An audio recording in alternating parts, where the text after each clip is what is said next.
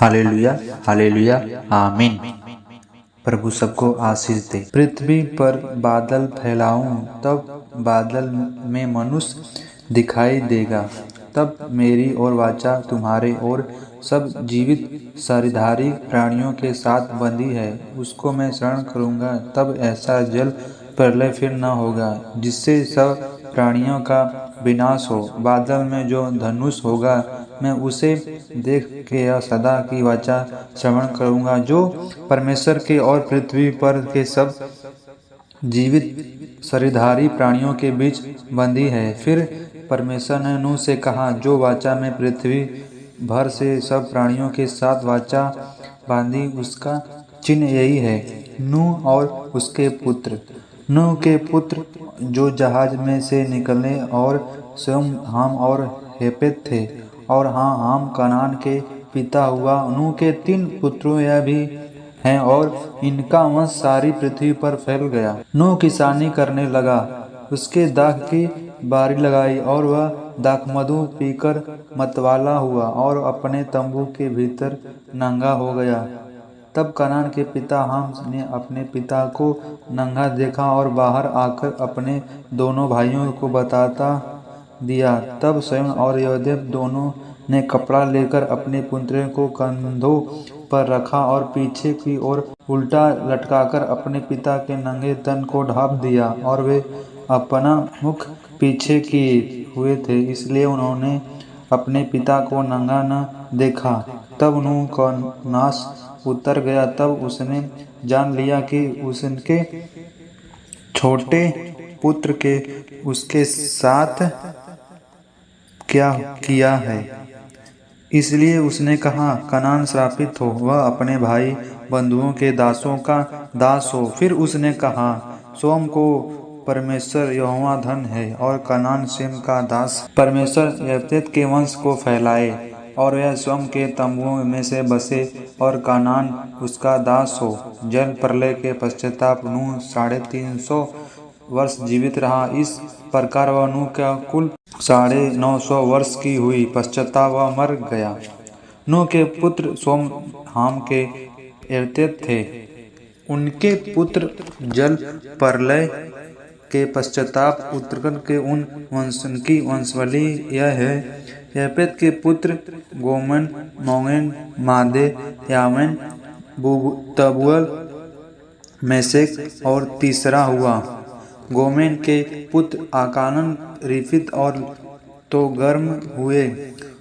और यावान के वंश में एलियस और नतीशा आए। किन्ती और दोहानी लोगों या उनके वंश अन्य जातियों के द्वीपों के देश में ऐसे बट गए कि भिन्न भिन्न भाषाओं, कुलों और जातियों के अनुसार अलग अलग हो गए।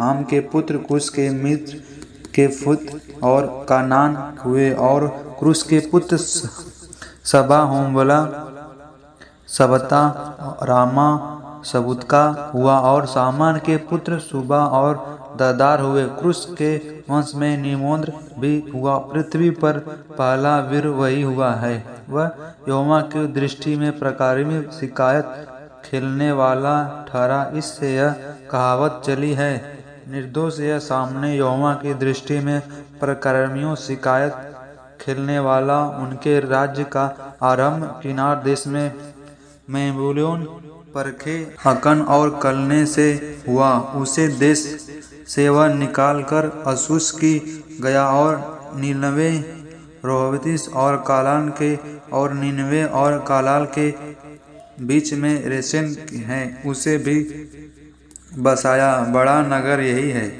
मिस्र के वंश के लूदी, आनमी, लामी, नहशोत और पुत्रिकों, कलुसियों और कसोतियों लोग हुए। कलसुतियों में से तो परिचित लोग कितने लोग निकले। कनान के वंश में उनका श्रेष्ठ पुत्र यशीदोन, तब हिन, यसूत, योमोन, सिगनियों, हिबो, अंकी, सीना, अनवी, सामारी और हमानी लोग भी हुए। फिर कनानी के कुल भी फैल हो गए, और कनानियों का सीमा सीदोन से लेकर गरार के मार्ग से होकर अज्जा तक, फिर सदोन और हमोरा और आदमा और सोबियोनुम के मार्ग से होकर लासा तक हुआ। हाम के वंश में यही हुआ और ये विभिन्न विभिन्न कुलों, भाषाओं, देशों और जातियों के अनुसार अलग अलग हो गए।